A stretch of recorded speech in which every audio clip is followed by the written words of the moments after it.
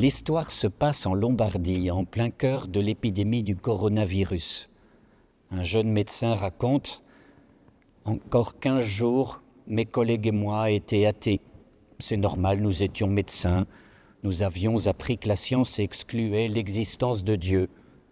Je considérais avec une certaine ironie le fait que mes parents aient continué d'aller le dimanche à l'église.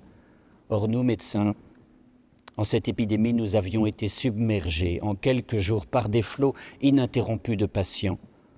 En un peu plus de 15 jours, plus d'une centaine sont décédés. Nous mettons dans des situations terribles, imprévues, hormis les cas de guerre. Nous étions complètement épuisés. Or, parmi les patients, un homme de 75 ans portait une Bible avec lui. C'était un pasteur.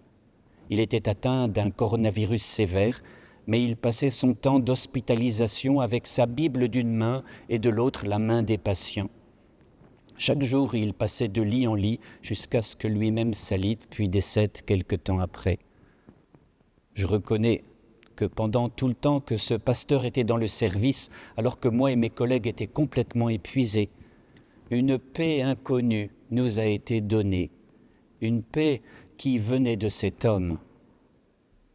Après son décès, quand nous avions quelques minutes de libre, nous nous mettions à prier car nous n'avions plus de force, plus rien. À ce moment-là, la science ne pouvait plus répondre à nos besoins.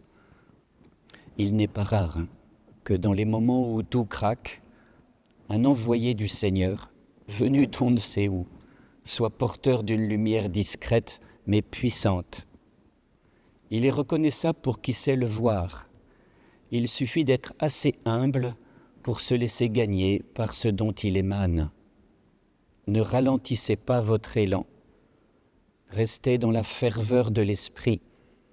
Servez le Seigneur, ayez la joie de l'espérance. Tenez bon dans l'épreuve. Soyez assidus à la prière. Partagez avec les fidèles qui sont dans le besoin. Pratiquez l'hospitalité avec empressement.